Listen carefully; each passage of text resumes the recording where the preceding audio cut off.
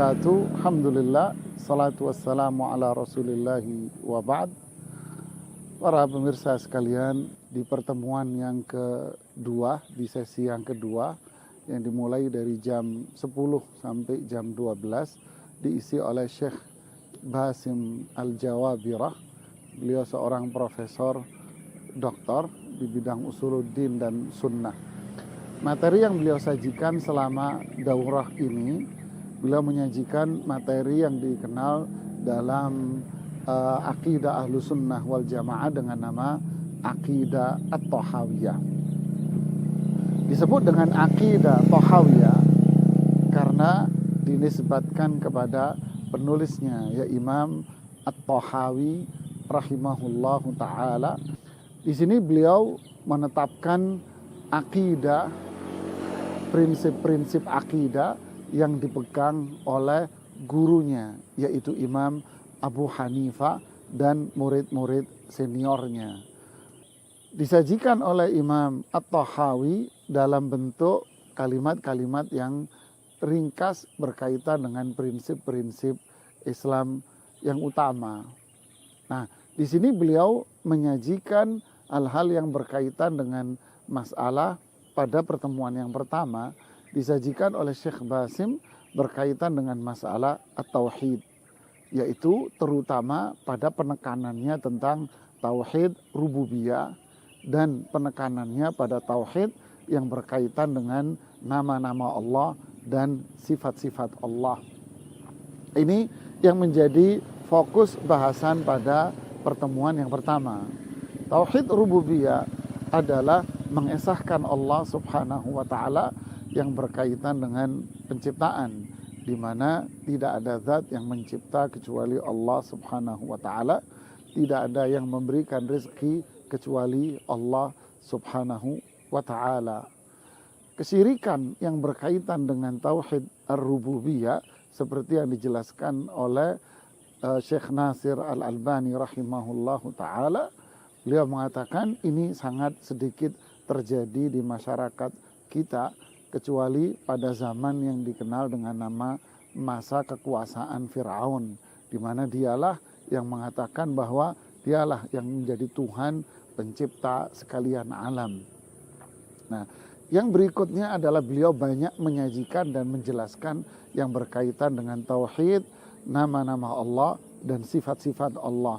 Di sini penulis Al-Imam At-Tahawi menyajikan prinsip yang dipegang oleh Imam Abu Hanifah dan para murid-muridnya, murid-murid Imam Abu Hanifah, yaitu menetapkan nama-nama Allah Subhanahu wa taala, menetapkan sifat-sifat Allah Subhanahu wa taala, seperti menetapkan bahwa Allah Subhanahu wa taala memiliki irada, memiliki kehendak, bahwa Allah Subhanahu wa taala mencintai, dan nama-nama Allah Subhanahu wa taala yang lainnya dan sifat-sifat Allah yang lainnya. Tentu dengan prinsip yang ditetapkan oleh para ulama ahlu sunnah yang lainnya, bahwa Allah menetapkan nama-nama dan sifatnya untuk zatnya.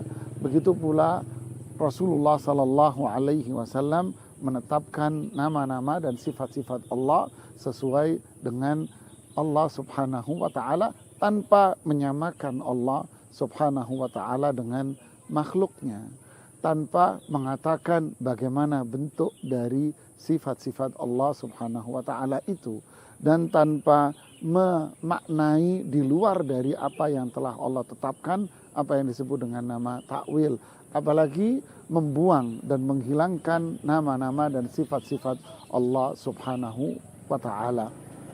Adapun yang ditetapkan di situ adalah ada kesamaan nama dari apa yang ada pada makhluk, seperti Allah Subhanahu wa taala mendengar, Allah Subhanahu wa taala melihat, Allah Subhanahu wa taala mengetahui. Maka persamaan nama belum tentu menghendaki adanya persamaan pada hakikatnya. Nah, ini satu prinsip yang ditetapkan oleh para ulama ahlu sunnah wal jamaah. Maksudnya nama sama belum tentu persamaan pada hakikatnya.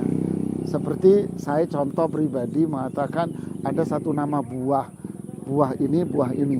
Tapi belum tentu buah yang ada di tempat kita akan sama dengan buah yang ada di tempat yang lain. Walillahi al-mathalul a'la. Nah, inilah sajian materi yang berkaitan dengan penetapan nama-nama Allah dan sifat-sifat Allah Subhanahu wa ta'ala, tentu akan melahirkan seorang mukmin yang berakidah, berprinsip, berkeimanan sebagaimana yang dipegangi oleh para ulama Ahlus Sunnah wal Jamaah. Dan juga menyajikan bahwa prinsip yang ditetapkan oleh para ulama Ahlus Sunnah wal Jamaah ini pasti akan berbeda dengan apa yang diterapkan, yang dipegang oleh mereka yang berada di luar dari para Ahlus Sunnah wal Jamaah, dari kalangan yang disebut dengan Jahmiyah, Kullabiyah, Qaramita, Ahlul Kalam, yang memang memiliki perbedaan yang sangat signifikan dengan para ulama Ahlus Sunnah wal Jamaah. Mereka mempunyai prinsip an-nafyu, membuang dari Allah Subhanahu wa ta'ala yang bersifat rinci. Allah tidak ini, Allah tidak ini, Allah tidak ini, Allah tidak ini, Allah tidak ini, tidak ini, tidak ini, tidak ini, tidak ini, yang bermakna bahwa Allah memang tidak ada. Para ulama Ahlus Sunnah hanya mengatakan bahwa Allah tidak sama dengan makhluknya. Seperti yang Allah firmankan di dalam Al-Quran, laisa kamitslihi syai'un. Tidak ada sesuatu pun yang sama dengan Allah.